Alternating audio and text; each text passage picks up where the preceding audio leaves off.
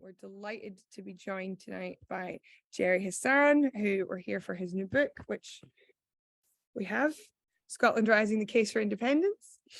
And we're also very excited to be joined by Anthony Barnett and Kirstein Rummery.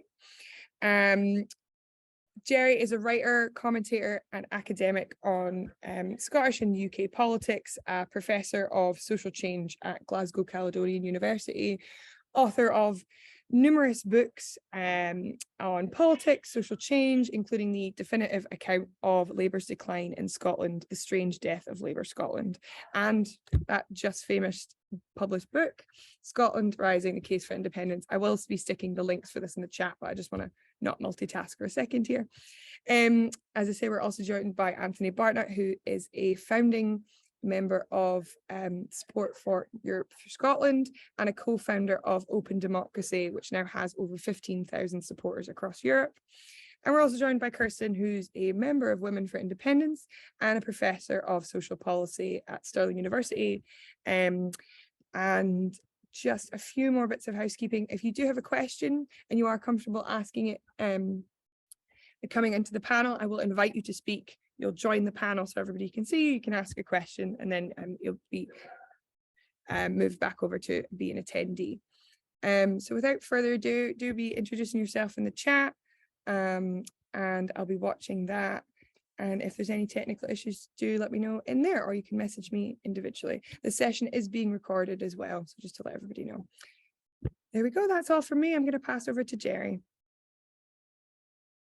Thank you very much, Lena, and thank you everyone for coming, and thank you Anthony and Kirstein for being part of this discussion. I'm probably going to talk just a little bit less than we agreed time-wise, just because I'm interested in what Anthony and Kirstein have to say, and this may be, predominantly a non-Scottish audience from other parts of the UK, and that's good and a positive. And as Lena was saying, I just published this book with Pluto Press, Scotland Rising, the Case for Independence.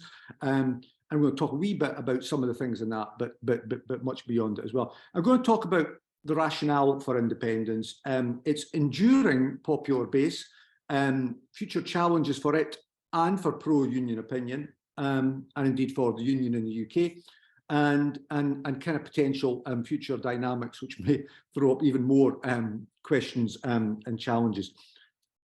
First to say, the meaning of independence, which sometimes confuses some people, let alone in Scotland, apart from the rest of the UK. Independence has never been separatism, in the sense it's not Scotland leaving completely and having no connection, even political relationships, with what would be the rest of the UK. That has never been anyone's realistic proposal. It's also important to say, in terms of framing, independence is not what's called Skexit. Now, Skexit is an attempt to frame independence as being the kind of, bastardized son or daughter of Brexit. And independence has got no big relationship with the political project of Brexit. Brexit has ended up with an undiluted, purist, dogmatic pursuit of an unattainable Brexit. Scottish independence, historically, I'm talking about historically in post-war times, since 1945, has never been defined by that, never been like that in the SNP. SNP were originally not even in favour of independence in the 30s, 1940s. They were in favour of dominion status, i.e. an evolving self-government in relationship to our UK, and saw places like New Zealand, Canada as potential models. So historically, it's never been a separatism, and contemporaneously, it's never been a separatism or a Skexit. 2014 being the example of that, just among many. Scotland would become politically independent, but would remain in other unions, a plurality, a multiplicity of other unions. And there's even a rich, long intellectual tradition about that I don't need to get into here, that people acknowledge the way in which unionism and nationalism in Scotland actually influence each other. So independence has always had this pan-UK dimension, as well as a kind of European dimension and a global dimension. So practically, in the here and now, in the last decade, independence has become the central defining issue of Scottish politics, whether you like that or not. So to some people, this is like Nirvana, you know, Christmas comes out, you know, all in one, and talking about the favourite subject. To other people, it's you know, just not what they want to talk about. And that was partly true in 2014. Independent supporters love talking about independence. Pro-union people felt, you know, this is not an argument they want to have. And you still hear a framing of that in that there's possibly an over-Panglossian interpretation of those years by independent supporters, whereas a narrative of pro-union supporters say divisive referendum. I heard a Lib Dem last week in Scotland say it was the meanest, bleakest political period of his life. And you think, again, it's a framing thing. The independence referendum had lots of positives in it. You know, huge democratic engagement. Clearly, you know, it was not an unblemished summer of democracy, as no time is. But from that, independence got from the mid-20s, when the campaign was called, to 45% support. Now, in that, has then sustained those gains. Those gains have been like sort of banked, even though public opinion is always constantly moving, and you know there is no static 45%. And on the social attitude survey a couple of months ago, which is the kind of litmus test of our best academic research, sitting on 52%. Poll out in the last hour, which is a different measurement, showing 52% support for independence. And we can get into waxing and waning, you know, whether it's not in a convincing majority position, it's not going away, you know, that's the point. It's a live issue. And Indie has to be seen not as an end in itself to most people, but as a means to an end. Now, there's part of the independence coalition, it is an end, but the biggest part, it's a means to an end, and we can explore that in the chat and subsequent discussion. And independence isn't just about the SNP, because there are other parties pro-independence, the Scottish Greens, who are in government with Greens in government with the SNP. There's other parties, well, Scottish Socialist Party, etc. And it's also not just about Scottish nationalism. This is a point I constantly try and go over, and you know, I often get little traction with loads of people. Again, this is a framing device. If one goes back into history, I mean, and this not to try and overcomplicate this, lots of people who were Scottish nationalists were unionists at the height of the union. I once did a debate with Donald Dewar, just before the Parliament, our first minister, and he said, I am a Scottish nationalist. And he meant it culturally, but he probably meant it because of his character and so on, and support for home rule. He probably meant it in some soft way politically as well. So there's a framing that goes on by pro-union people to say, I'll give you an example here, the Lib Dem leader in Scotland, Alex Cole-Hamilton, will say all the time, all people who are pro-independence are Scottish nationalists. And you put back to him, the logic of your argument is that all people who are pro-union are British nationalists, because unionism is a form of nationalism. But if one is respectful of political traditions, the Lib Dems position themselves as federalists and thus try to sit out that two versions of national debate. But by him framing one, he's kind of trapping himself as well. And it's when you put that back to Lib Dems, it's not a debate they like to hear, because they're obviously, you know, it's a political weaponizing. It's not a real debate point in a way they're trying to make. So driving support for independence is one, I mean, being very simple here, I've got an exploration of the main 7 arguments for independence and the main 7 arguments for the union. And one of the things I try and go over is there is a case for independence and there is a case for the union, because I constantly hear from pals of mine, you know, there's no case for independence and from many, many more pals of mine, there's no case for the union. Now, the case for independence is one based on the belief that Scotland has the right to decide its own issues, and that the issues that are relevant to Scotland, we could make a better stab at, have more mature conversations, make the right choices, make our own mistakes, and you know that would be a journey that we'd hopefully learn from, compared to the UK state. There's an argument underneath that as well about the fact that, you know, Scotland hasn't voted Tory since the 50s, and we are then captured or influenced by a dynamic of politics that is not ours. And I think that nature of British politics going in this dysfunctional right-wing direction actually encourages a sense of powerlessness in Scotland, and also even all sorts of immaturity about practically was like us, and you know, we're more virtuous and moral and everything, rather than looking at our own failings ourselves and saying, you know, we step up and take those challenges. So you've got that British dimension to the Scottish question, because this is not just about Scotland. This is not just about 5 million people. And you've also got that explore in the book. This is about more than Margaret Thatcher, this is about more than Thatcherism, the 1980s, the poll tax, all that, because that is one very quick narrative lots of people use. We ended up with Parliament, some people say, because of that, and that's why independence is. And there's an element of truth that those are factors, but there's a longer story that I explore about how Scotland began to diverge from the UK, actually at the high point of the UK in the 1950s, which is economic, social, even political, and it's connected to the Americans wanting to base and basing their nuclear weapons here and so on, the geopolitical sense of Scotland, the ideas plural of Scotland. And that never stopped evolving, but it's played a significant part in how we got a parliament and then igniting the independence question. So the arguments for independence, there is work independence needs to do, obviously on its economic offer, on democracy in Scotland, and we are quite a centralised country with our parliament here, on issues of risk, because people know there's risk in independence, and on speaking to Scotland, not yet convinced. And there's arguments for the union, which are historical, tradition, values, and also the powerful case about the practicalities of independence, which come down to the finances, the border, EU membership, all sorts of things.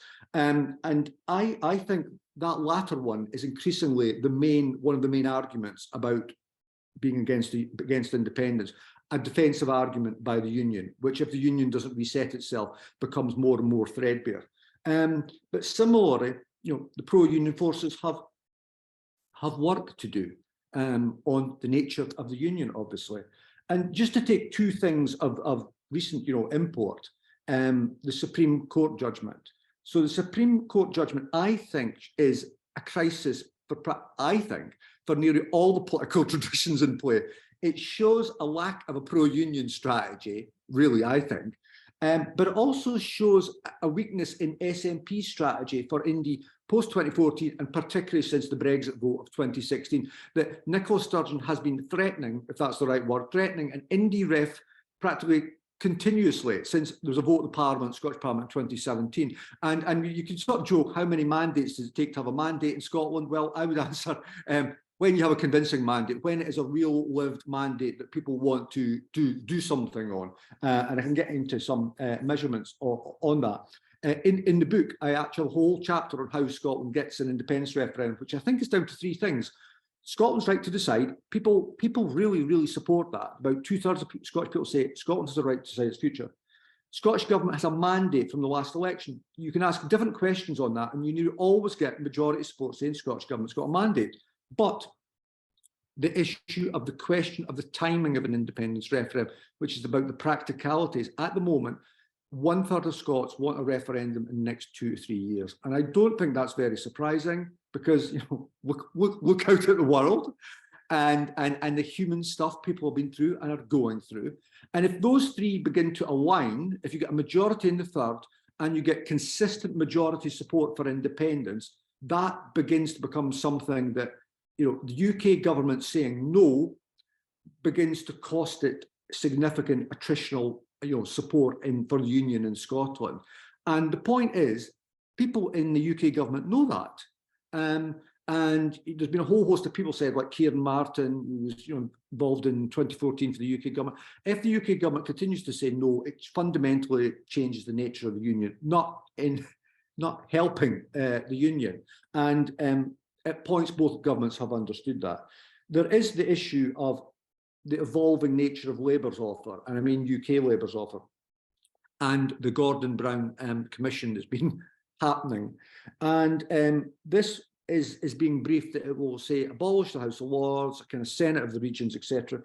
But for some of us, who've been round the houses with this, it's still, despite the fact that Labour policy is officially for proportional representation, this looks like it will move nowhere on PR, will retain first past the post. And yet again, Labour, because of all sorts of stuff historically, will not move on a written constitution, i.e. moving to a kind of union that could be one that would win progressive or more progressive support in Scotland. I mean, just to put it bluntly, a UK Parliament that had PR where there was little chance of there being a Tory government governing over, a majority Tory government governing over Scotland that most Scots don't vote for, would be some significant shift in the nature of this debate. But you know, it's not an accident that Labour, like Tories, don't want to go there because they don't want to give up, you know, monopoly political power. So they're prepared to risk the union for that kind of like holding on to monopoly political power. But I do think this is where I'm kind of going to offer a few concluding thoughts. I do think the potential of a Labour government in 2024, having said that, is really, really significant. Now, even though it may have no majority or a small majority, it would shift parts of the Scottish dimension. Even a debate between Labour and the SNP primarily is shifting something, and a challenge, I think, some of the forces of Scottish conservatism with a small c in for example, the SNP. I just think it's helpful in moving things along. And I ask this as a question rather than an observation. Could Labour succeed? Could Labour go beyond the Gordon Brown offer? Could they fundamentally remake the British state? Could they be at ease talking about England? I asked the question thinking I do know the answer, but I'd like to be proven wrong. Could they actually go beyond the partial revolution of Blair and Brown in 1997 onwards? And thinking about that, failure of a government there, given all the forces and challenges it will face, could come at, you know, significant cost to all of us in these Isles, and I think would be a major catalyst to Scottish independence. So this brings me to two last thoughts. One is on the landscape of 2024 and the election. It's clear that when we get there, that the Tories are going to go back and play from their script what they played in 2015, which is, you know, the David Cameron line of coalition of chaos, Nicola Sturgeon holding, you know, Britain to ransom and so on, and using that to try and swing some English swing voters. And I wouldn't count on that not having some small impact, whatever the, you know, the state of public opinion is. And I do think Labour and others need to kind of like, you know, think about this now, because the current Labour line is to say no deals with the SNP, we stand for the union, etc. You know, a minority Labour government if we have to, and the SNP could dare them to vote us down. Minority Labour governments have seldom led to then sustained period of Labour governments, with one exception, 1974. The other ones were short governments. So I sometimes call this the John McTernan argument, because he says this all the time, dare Labour to vote the SNP down, and if they do, you know, they're damned as tartan Tories. But in previous minority Labour governments, they've been very short and then led to long periods of Tory government. So we do have to have a think about it. Obviously, you know, any agreement would have to be, you know, a supply, confidence motions, etc. It couldn't be, you know, a formal alliance, couldn't be a coalition, obviously. But Labour do need to think about this, and the SNP do. What would it take for them to support that government? And my final point is the Scottish independence question just isn't going away.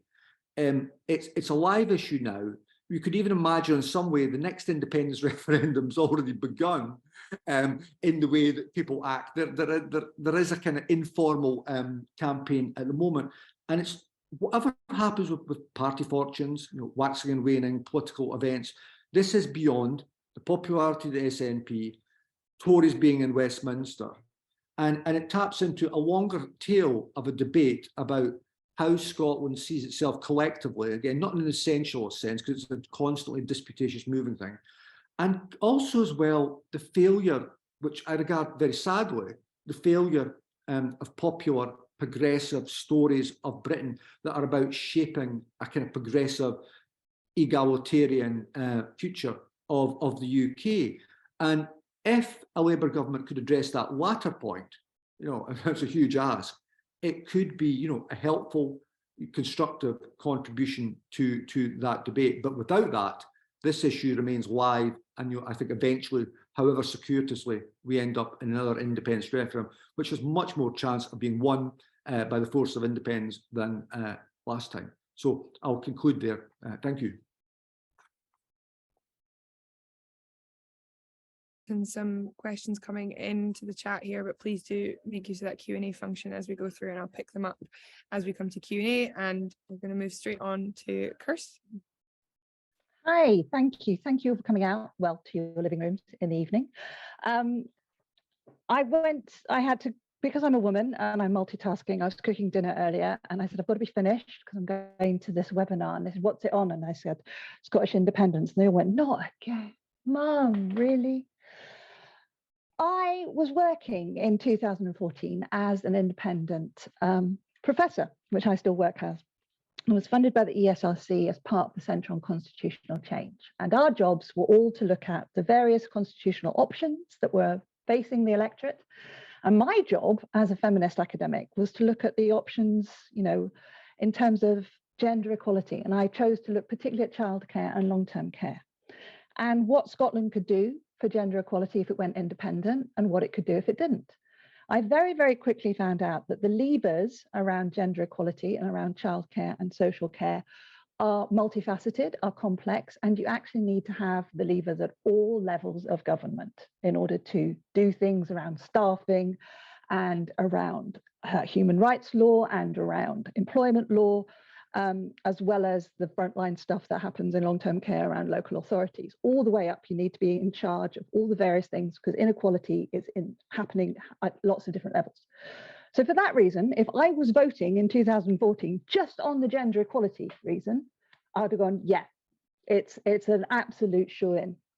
I didn't announce that, and I was like, well, yeah, because I had like economics people and defence people, and what if we're not in the EU and all these kinds of things. And also, you can hear from my accent that I'm an adopted Scot. I'm English, living in Scotland, and all sorts of things that were going around, like hard borders, and I'd never be able to see my mum again, and what currency would we use? And I just thought, do you know, it sounds really interesting, really exciting, but it sounds like a risk. It does sound like a wee bit like a risk. So I actually did vote yes, but I was fingers crossed that everybody else would vote no, so we wouldn't have to actually do it. And when we did the design, we had two scenarios on the 18th of September. Scenario A, where we all went off and went, yeah, okay, now we've got a year to discover what happens. Scenario B, where we all went off and went, okay, now what happens? And the Smith Commission all came, and Lord Smith, I'm allowed to call him Lord Smith because he came to my university to hold a workshop that I held for him to say what would happen next now that Scotland obviously voted no. But as Gerry said, 45% of Scotland voted yes, and that was from a baseline of 20%. We're now at a baseline somewhere between 45 and 52, depending on how awful the Tories are being at that particular point in time.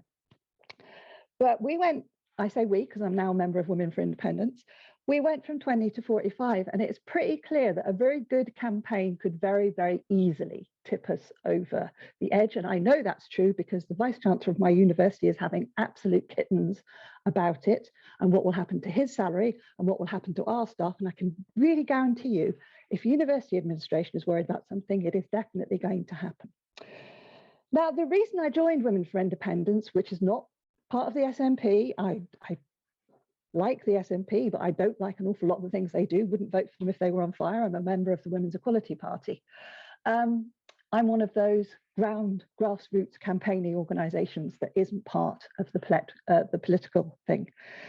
The reason I did that was because we had another referendum and we voted to exit the EU, and we'd all been promised, one of the risk things that we in Scotland had been promised was, if you go for independence, you cannot stay in the EU. Now, actually, I'm a professor of comparative social policy. I knew that was a lie. I knew that was a lie, but it was being said on the BBC all the time. And this was also a massive, great, oh my God, the establishment and the media that I have trusted until this point is actively peddling lies to win the electorate over. It was a very persuasive lie. When you look at the research that we've done in the Centre on Constitutional Change on why people voted no, 70% of them mentioned risk as one of the top 3 factors for why they voted no. And of the people who said they were undecided and would have decided possibly, it was a combination of factors. It was risk, it was worrying about the NUS, worrying about NHS, worrying about pensions, worrying about all that risk factor that we talk about. Gerry says it's not about Sexit, but I think some of it is. I think some of the swing towards a more belligerent campaign for Scotland is the belligerence of the middle classes who want to go back into Europe, like me. And that was why I joined Women for Independence, because I said, I have been an independent academic and I have stood aside and I have not campaigned. And I didn't campaign over Brexit because I thought that was up to the people to decide. The people made the wrong decision, as far as I'm concerned. And as a feminist academic, you have to be an activist. You're not allowed to just sit in your ivory tower and talk about women's inequality. You actually have to go out and do stuff about it. So I still had all of this evidence that said Scotland as an independent nation would be much better off in terms of gender equality. And can I just say this now before anybody leaps at me? It would not suddenly become a feminist utopia. Scotland is a deeply divided society. It is a deeply gender unequal society now, and it always will be. But there are the levers for change. And one of the things that would happen would be constitutional change. And what a constitution is really good at is setting out the values of a nation. And this is why I think Labour is so opposed to a written constitution, because it doesn't actually want to nail its colours to the mast. But the values of an independent nation, Scotland, would have gender equality at the heart of it. And the reason I know why is because there's a very powerful feminist third sector in this country, much more powerful than in the rest of the UK. And because the Scottish polity is much smaller and we all know each other and we can't afford to piss off Nicola Sturgeon because then our hairdresser won't speak to us, we all talk to each other. The doors are very porous between the third sector and civil society and the politicians in Scotland. And I actually think that makes for better governance and better government. And I think it's not a perfect system, but it is better. I'm going to close on this because one of the things I was asked to talk about was what would independence mean for the rest of the UK? In feminist terms, it would give us the option of doing some much more radical stuff than we've already done and policy transfer.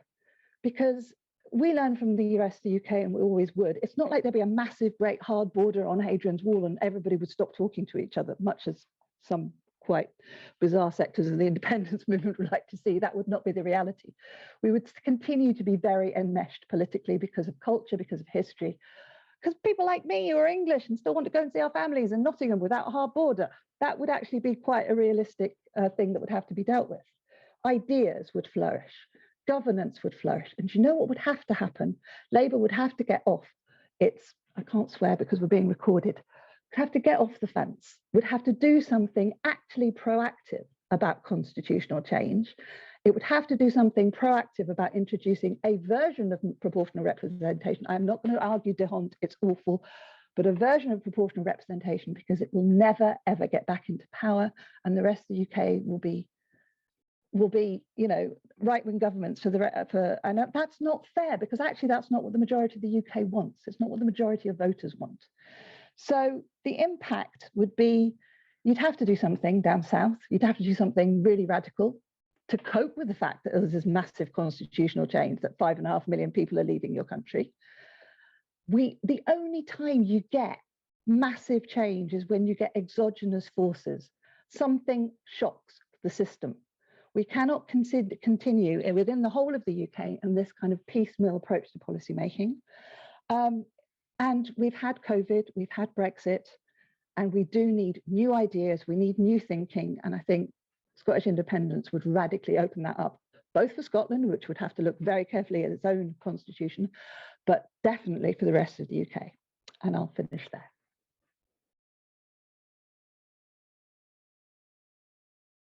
On to Anthony.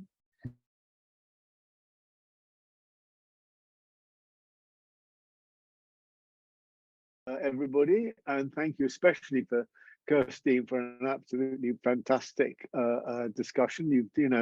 Very brilliant. I hadn't quite expected that. Very refreshing. I completely agree with what you're saying, and it's very, very nice to hear this. And I'm going to speak as an Englishman living in England, and I wanted to address the point that that Lena asked me, or asked us to look at, which is, given that most of the people in the call probably are not from Scotland, why the English, every English Democrat should be a supporter of Scottish independence. And I think that we do need to look at this question now. I went up to support and to follow the referendum in 2014. I was in Scotland at the time. But I think, just to be brief, I want to look at it in terms of the post-Brexit situation. And I would say, and this is something which I think I have a certain disagreement, although Gerry's book has an amazing survey of all of the issues and the factors that are at play. I think there's a way in which I would, if I have a criticism of the book, it leaves the question of whether Scotland should rejoin the European Union or join the European Union as an independent country as simply an open factor. And I don't think that this is the case. I think that one reason, well, there are two core reasons why every English person should support Scottish independence. One is that England simply now seeks to become Britain and seeks to impose itself on Scotland, on Wales, and on Northern Ireland. And a country that imprisons other countries can't itself be free. But there's another reason for this, which is that we are a European country, and England is a European country, and there is no way back into the European Union, as I see it, for Britain. There was a chance for Britain, for the United Kingdom, to become, as a federal country, so to speak, part of the European Union, to renew itself fully. And that was when the New Labour, amazing set of New Labour reforms, which I was involved with as a creator of Charter 88, came into play at the end of the 1990s, at the end of the last century. And I worked, and I think this is one of the things that's going on with Gordon Brown, is that Brown understood that in order to retain Britain's as a unified United Kingdom, and in order to remain in the European Union, we needed what he called a new constitutional settlement. He actually, I think, put that phrase in the Charter 88 sovereignty lecture in 1992 into the political discourse. And what he meant by that was something short of a codified constitution, which would have been seen as too radical and perhaps possibly Republican. But he understood that reforms had to produce something which was integrated. I think now he's trying to reproduce that 1990s moment, and I think it's probably too late to do so. And so what you had was a set of reforms, crucially the Human Rights Act, integrating European Convention of Human Rights into British law, Scottish Parliament, Welsh Parliament, Mayor for London, all legitimised by referendum, a Freedom of Information Act, which led to the parliamentary expenses scandal, getting rid of most of the hereditary peers in the House of Lords. And because they weren't integrated, they became disintegrated. They worked. And what the Tories are now trying to do is to reverse every single one of them. They're trying to take us back to that previous period, which is clearly going to fail. So, but what they did manage to do, because of that disintegration, I had this argument with Downing Street at the time, and Blair's chief of staff said to me, you know, what you're saying is after us the deluge. I would say you've got to produce an integration. You've got to make sense of these reforms. It's really dangerous to Britain if you don't. And we're now living in the deluge. And the name of that deluge is Brexit. So how do we get back now the British narrative, which could perhaps have been modernized under Blair and New Labour and with Gordon? The British narrative is now ineluctably the Brexit narrative. The English have expressed their nationalism, their national domination in terms of Great Britain. That's why the Scots can't leave, the Northern Irish can't leave, the Welsh can't leave. And that Britishness has now become Brexitania. And I don't see any way of the United Kingdom rejoining the European Union, or indeed the Europeans allowing the United Kingdom to rejoin the European Union, while this complex, while the English think they ought to be Great Britain. And Scotland, and this is a point which I think Kirstein has made very well, Scottish independence ends that British narrative. It just said, okay, now the English, we English have got to become, you know, I think we're the English of the Levellers, we're the English of Blake, we're the English of Shelley, I have great confidence in English radicalism and English democracy. But to do that, the route to that is through the Scottish democracy. And here, however, there is an issue, which is where I think I would slightly disagree with the way Gerry poses the issue. I think that Scotland, what happened in the referendum in 2014, where it was presented as Scotland vote for independence was a vote against being part of the United Kingdom and against potentially being against part of the European Union. Now, a vote for independence has to be a vote to leave the United Kingdom for the European Union. So my view is that, and this is why I support this organization called Europe for Scotland. There are 15,000 of us across Europe, every European country, who we want Scotland to rejoin the European Union. We want to welcome it back, and we want the European Union to say, because Scotland was taken out of the EU against its will, it will fund, it will pay for those transitional costs. So that the vote for independence in these circumstances becomes, within Scotland, becomes a vote not to just be alone in the world, not to sort of be outside the UK and out with the European Union as well, but to rejoin a larger union which will fund the inevitable costs of that transition, of leaving a historic union to join a union of freedom, which the European Union is. And I think that my own feeling, having been up there, my own feeling, despite what Kirstein says and despite the numbers, is that if you run a referendum, I'd say to those of you who are in Scotland, if you try to run a referendum up against an absolutely hideously ruthless English ruling class that will do everything it can to punish you, if Europe is silent in that process, the English will say they'll treat you like Macedonia, they'll screw you, the European Union will do this to you, that to you, you know. And if the European Union is silent, as it was before, if they say nothing, right, again, if the English-British, the Anglo-British dominate the narrative in that of punishment, then the Scotland, well, you know, this is a very big risk. And what is the European Union going to do? You know, what are the terms we're going to rejoin? Will they screw us? Will they treat us like Macedonia? So Europe has got to speak up. The European Union says we can't talk about the internal matters of other countries. Okay, but now this is an external matter. Our argument is Europe has to say we will have special rules for countries that have been part of the EU and now wish to return to it because they've been taken out against its will, their will.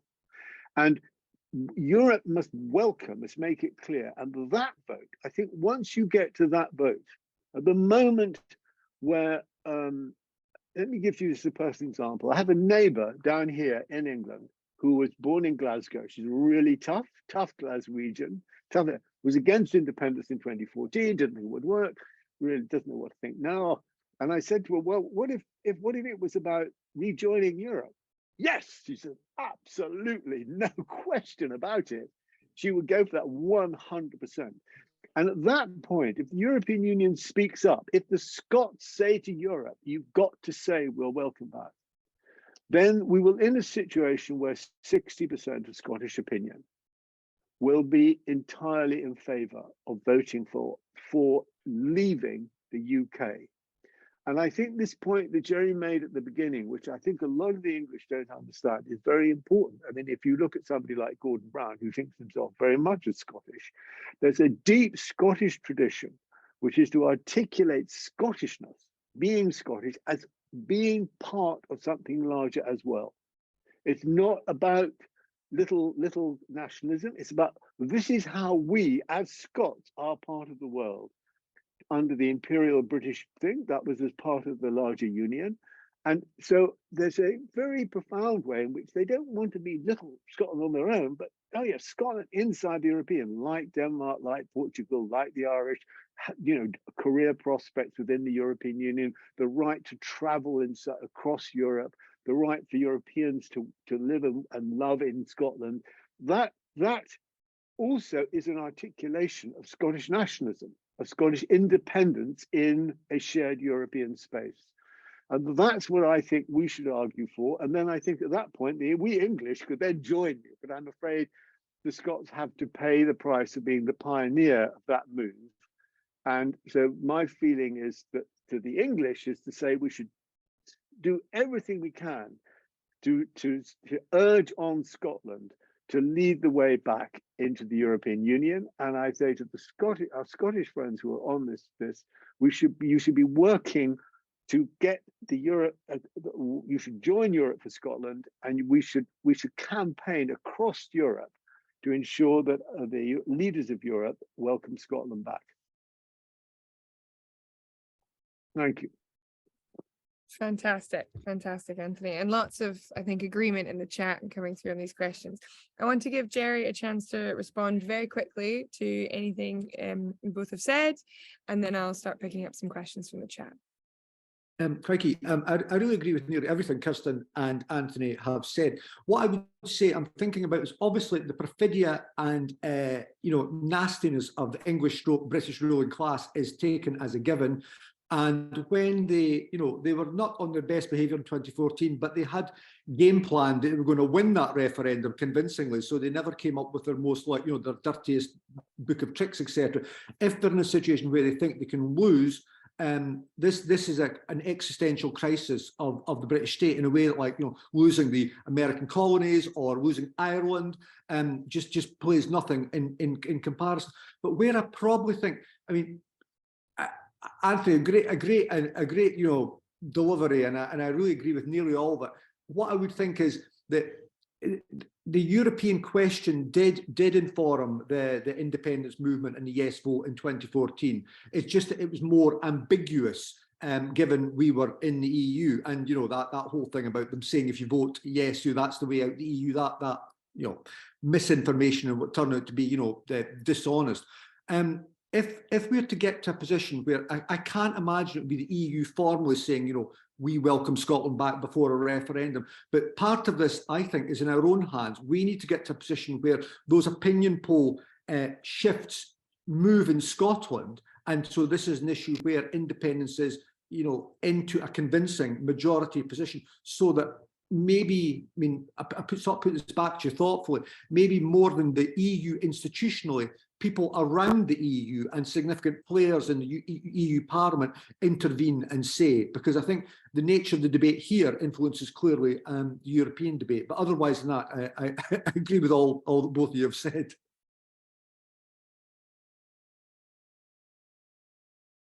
Just to pick up on something that you mentioned a little bit there, Gerry, and as a couple of people have been pulling out separately in the chat, what are the tactics for the movement, the independence movement and the independence argument as we go forward, that you see as viable, or that progress either this argument or get us closer to something that would look like the kind of independence you want to see? Is that somebody asked, is there merit in forcing a re-election vote for Holyrood next year rather than waiting for the general election to be called?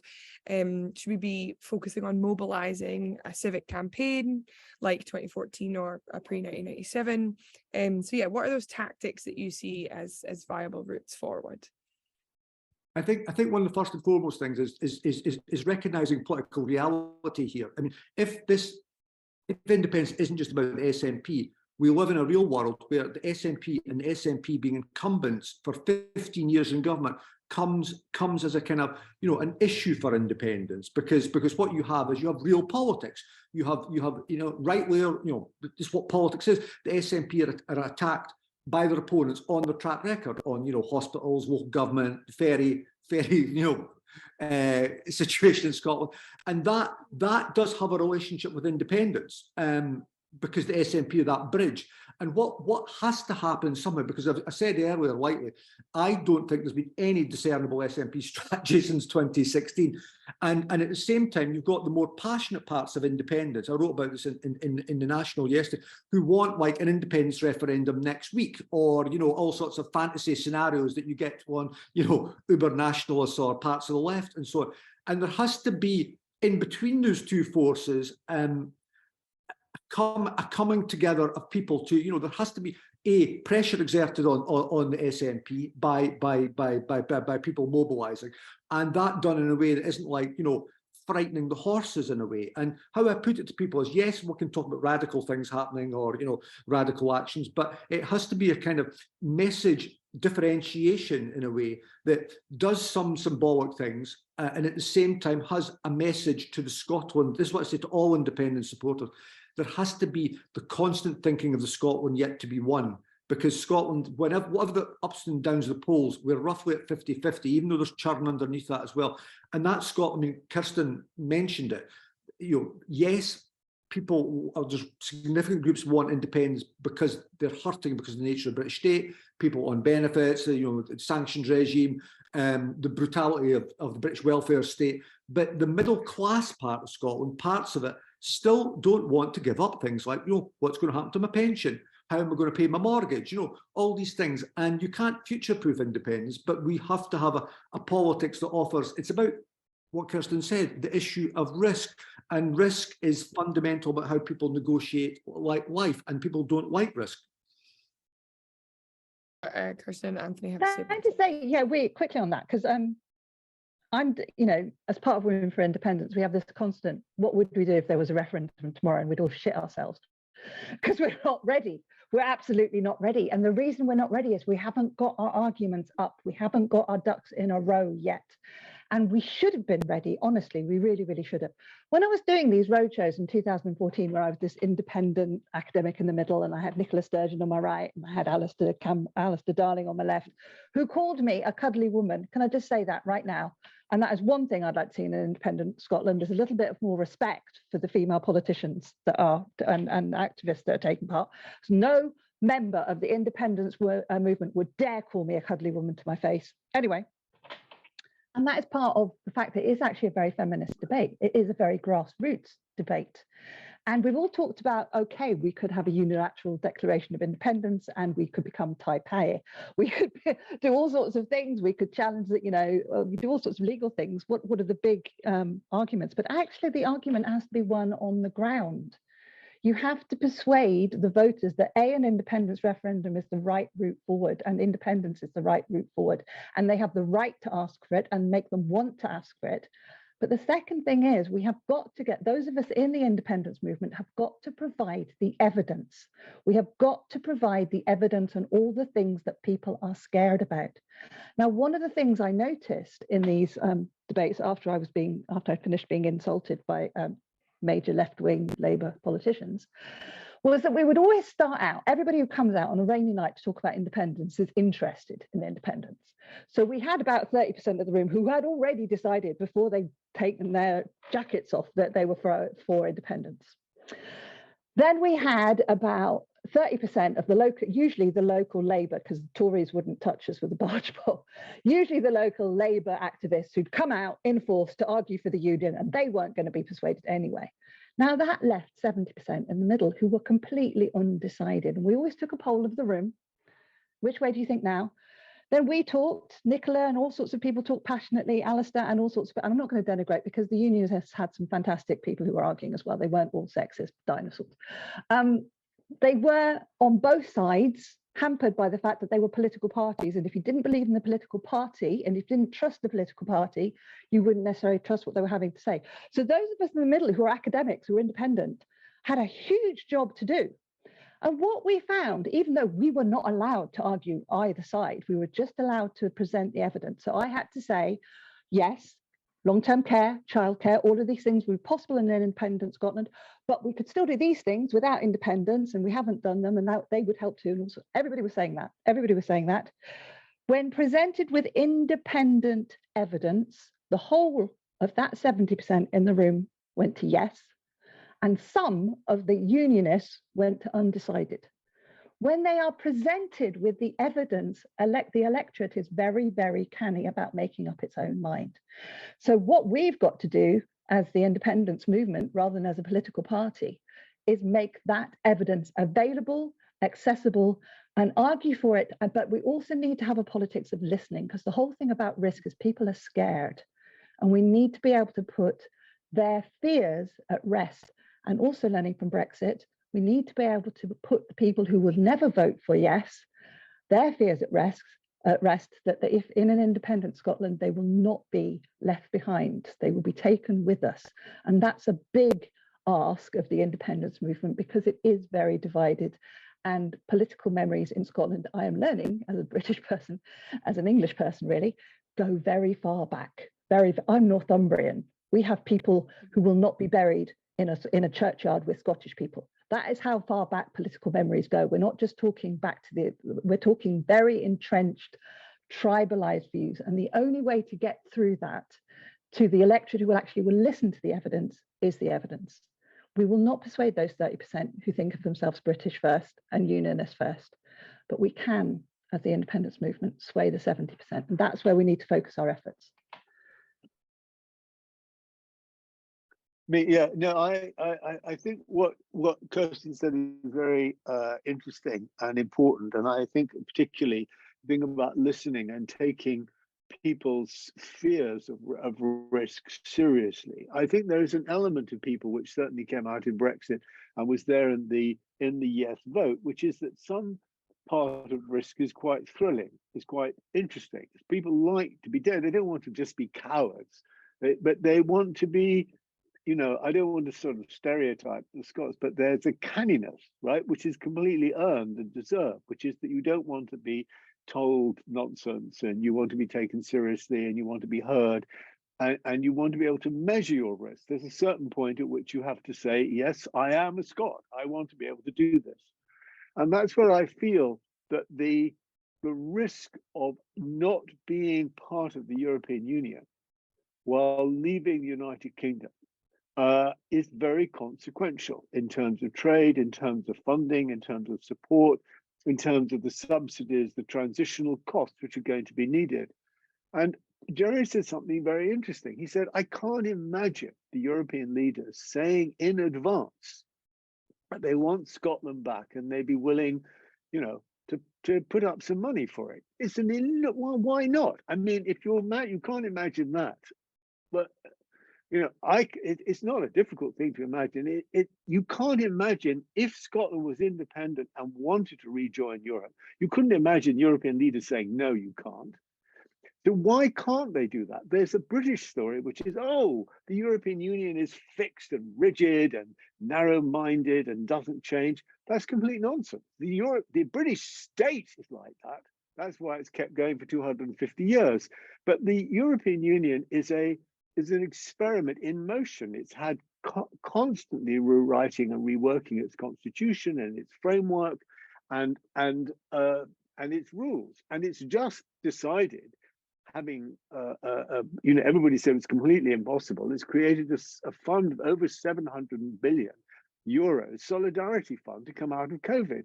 So of course the European Union could fund.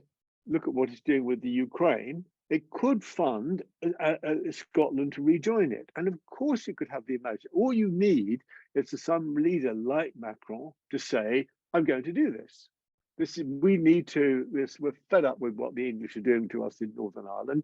And we're just going to show them that, you know, if you want people in the United Kingdom want to rejoin, Scotland's a historic nation. We are a great alliance. Why not? It's certainly not hard to imagine it. But what is needed is for the Scots to wake up, this is my view, and stop thinking about Scottish independence as simply something about Scotland. No, it is about Europe.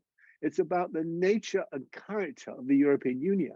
And it's about Scotland being a great historic European country. Indeed, it was a European country long before many of the countries now part of the EU. Italy didn't even exist, you know, when Scotland was entering its active union. So, you know, it's up to the Scots to say, you know, this is a European question. This is up for us as Europeans to say that we've got to put an end to this Brexit nonsense. And together, we've got to get Scotland back in. And that then alters the whole framework of risk, of funding, of where you are. You're no longer alone, right? This is a very important aspect which the Anglo-Brits will trade on, is that you're going to be screwed. You're going to be all on your own, 5.5 million people stuck out in the North Atlantic with the weather, climate changing, and that's what's going to get you. No, you're not. This is 500 million Europeans are saying we want Scotland back. That starts to shift the whole framework and structure.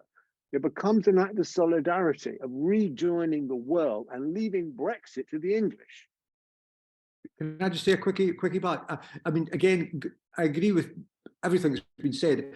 I think very few people in Scotland think the Scottish independence question is just about Scotland.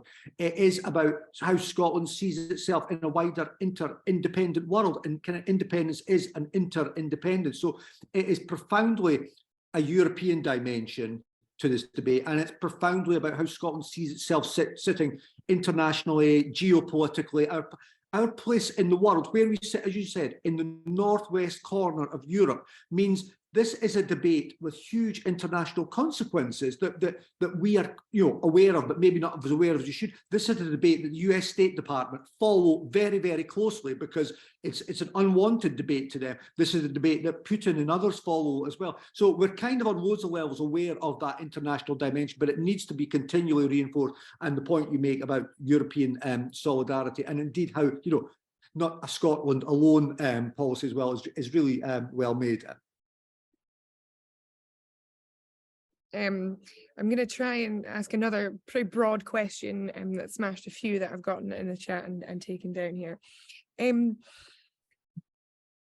We've identified, or you have identified how, I'm sorry about the background noise, I'm in a library. We've identified what you see as potential, necessary and potential paths forward for this argument and for this movement on.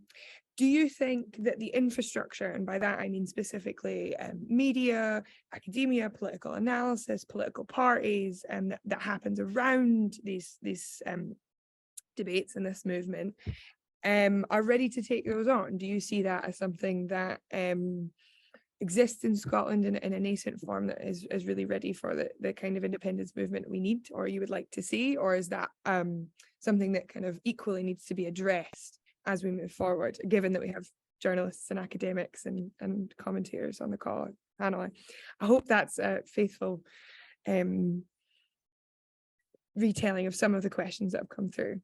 That's a really good question. Kirsten, touched on it earlier as well by saying, the thought of an imminent independence referendum, things like that. I mean, it is one of the subjects. I mean, I did research and on the state of what people fancily call the Scottish public sphere, meaning the public life of kind of like a nation and so on.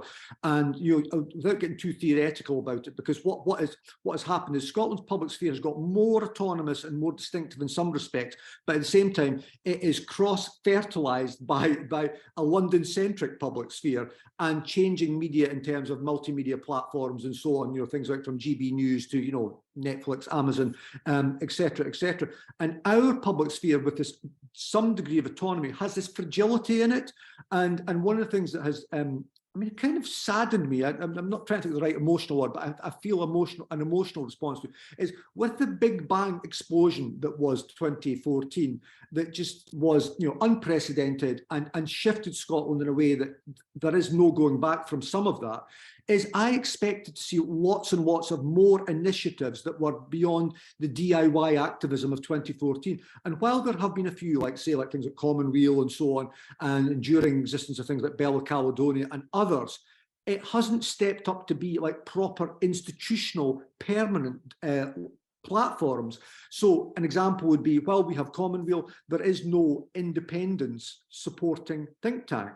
And again, I'm not the biggest fan of think tanks in that, look at their track record in London or Washington, but an independence debate without them, or without trade unions and NGOs working hard, setting up, it worries me a bit, because the version of independence we are presented with at the moment is one where the Scottish civil service, to my mind, have a little bit too much centrality in what comes out of public policy. And that plurality of voices, to my take, has been actively discouraged by the SNP behaving as political parties do, and I worry about that, because I think there's, Kirsten said it and others have said it in the chat room. There's a lot of work needing done on independence. You cannot future-proof every aspect of independence, but we need detailed work, and we need preparation for an increasingly self-governing Scotland, and a Scotland that has a high chance of becoming independent in a short period.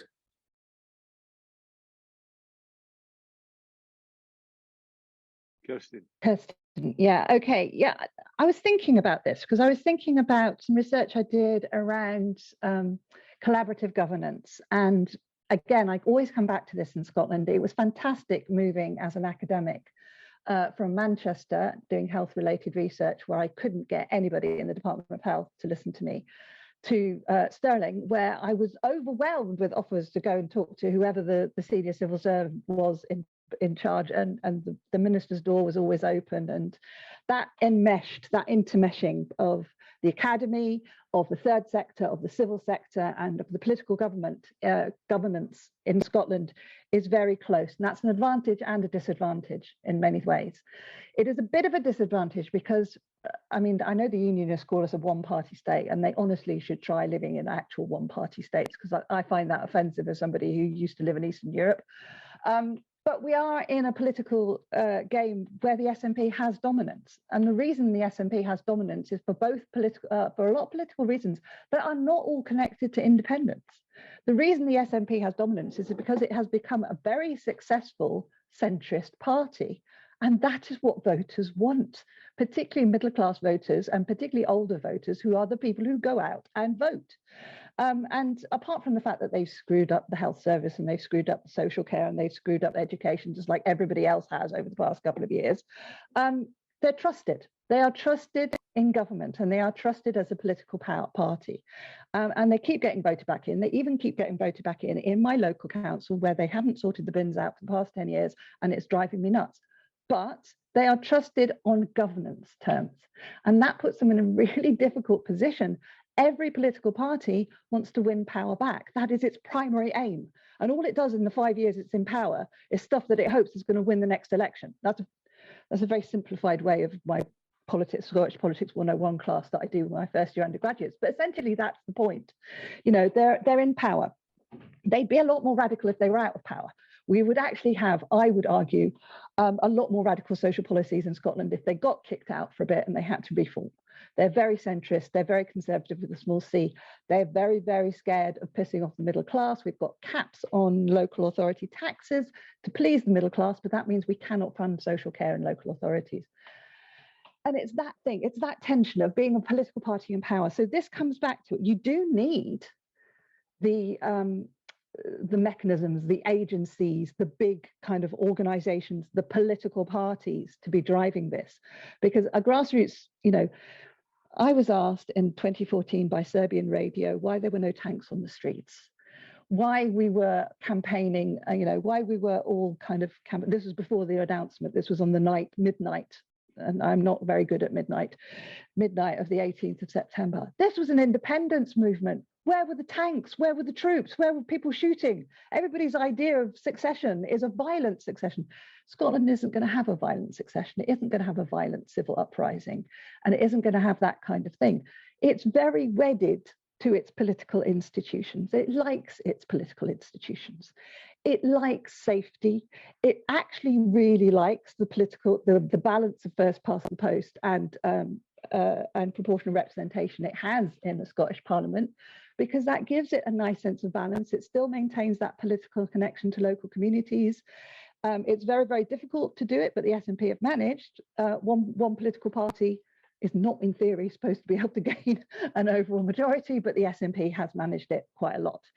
And it does keep managing it because it is trusted with the NHS, it is trusted with education, it is trusted with all those things that, you know, Civic Scotland holds dear. Civic Scotland has this wonderful, and I get into trouble for this because I'm English, I'm not allowed to say this. It mythologizes itself as being left-wing and much nicer than the English and much more kind of proactive, much more social democratic. It isn't. It isn't in any substantive kind of way. But it is important to grasp that mythology and the power of that mythology. And to come back to Anthony's point about this big political structure of the European Union and the importance that that plays, you know, that vision, Scotland has this vision. It needs immigration. It is not an anti-immigration country, mainly because we're all old, poor and sick. We need immigrants to come and boost our economy. We've got a brain drain. We've got 16, is that right? 16 universities and a population less than Cairo. We're highly overeducated. All of my sector is absolutely terrified if we get independence, we're all going to lose these universities, but of course we won't. Scotland prides itself on its education. It gave the world capitalism. It gave the world everything that is worth anything. And then the Tories went and broke it. But, you know, it's a very proud nation. It's very proud of its history. And that pride is embedded in its institutions. And we need to capture that, and we need to turn that into a framing that captures the populist view. And to go back to the European, you know, Scotland is as a nation welcomes Ukrainian refugees. The very first thing they did when there was a thing set up was, how do we get the political system involved in making this work? How do we act as guarantors? When I first came here, I was asked when I was going home for Christmas, and I was like, I thought I was home. And I've always been told I'm an immigrant in Scotland because I'm English, a very welcome immigrant, but an immigrant. And then when I tell them my mother was actually born here, then it's sort of okay. But it's a civic nationalism. It's a civic pride. It includes people like me, and it radically wants to include particularly the European Union. We want them back. We want their workers back. We want the plumbers and the lecturers and the care workers. God knows we want them back because we need them. All of that vision of growing a European Scotland is about sustainable economy, but is about an open Scotland, a Scotland with open borders, at least within the EU, probably not open borders wider than that. But it's that tension between a political party that has to win elections and civic Scotland that has a vision and wants to drive it forward, that I think we do also need to get on top of. When I say we, I mean as intellectuals and as academics who are commenting on this, but also those of us who are at the grassroots and are campaigning for this. And that quickly before we... I think we're running out of time. Yes, I mean, I think this is such an important discussion, and I think the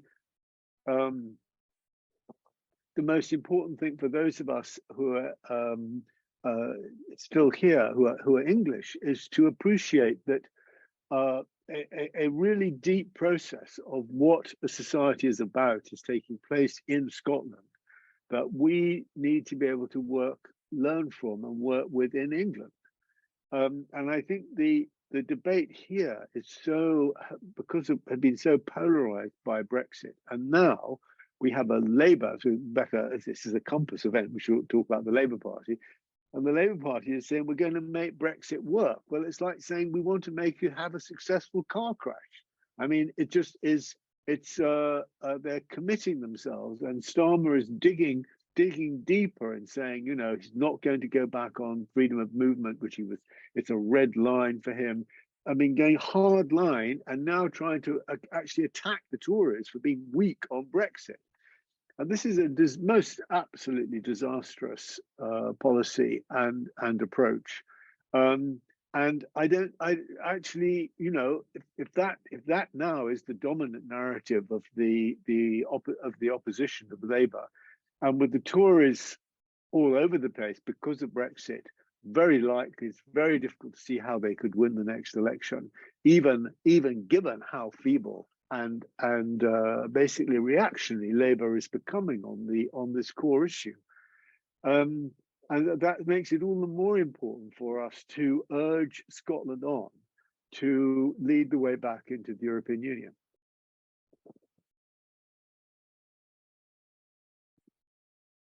I know Gerry has an event to get to after this.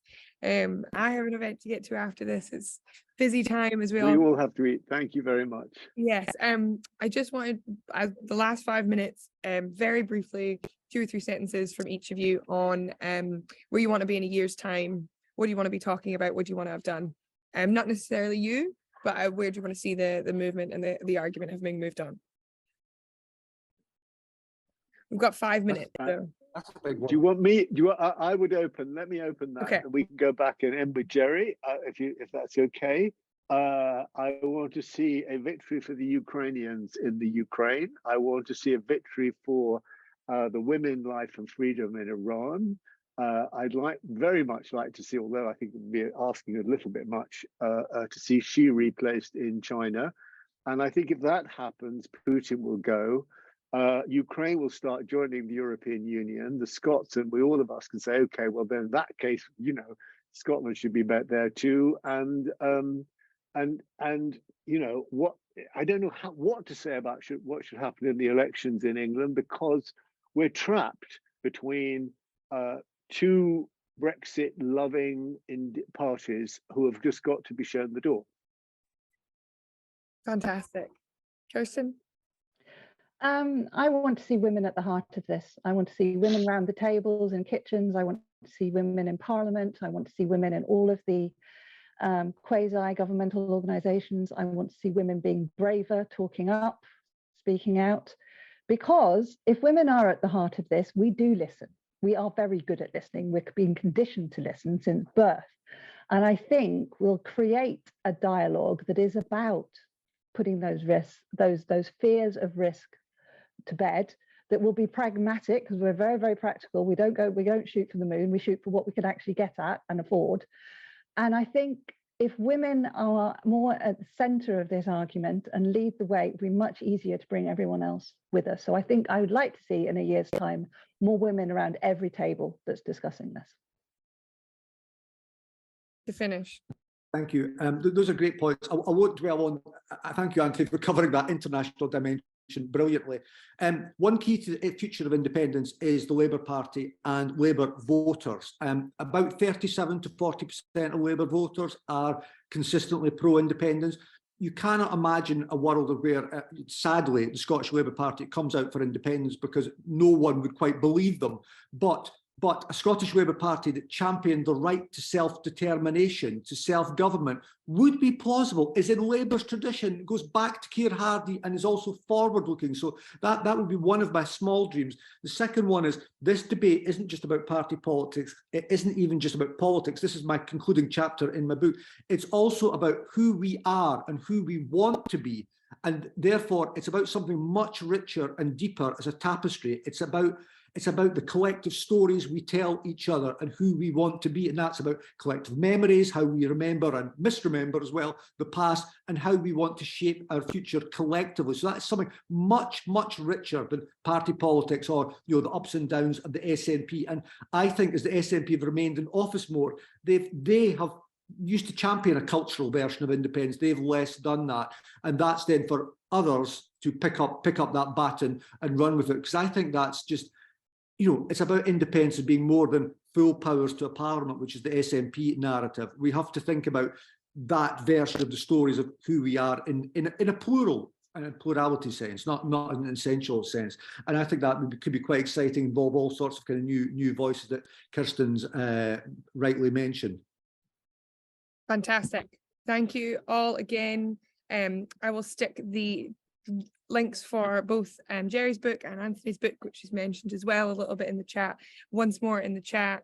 Thank you all for spending your evening with us, and without further ado, do keep your eye out on some very exciting news from Compass soon. We'll be launching a new campaign that's aimed at all progressives across the country and trying to get us a better country and a better politics. So that's my closing. Very good. Thank you. Thanks, folks. Bye. Thanks a lot. Bye-bye.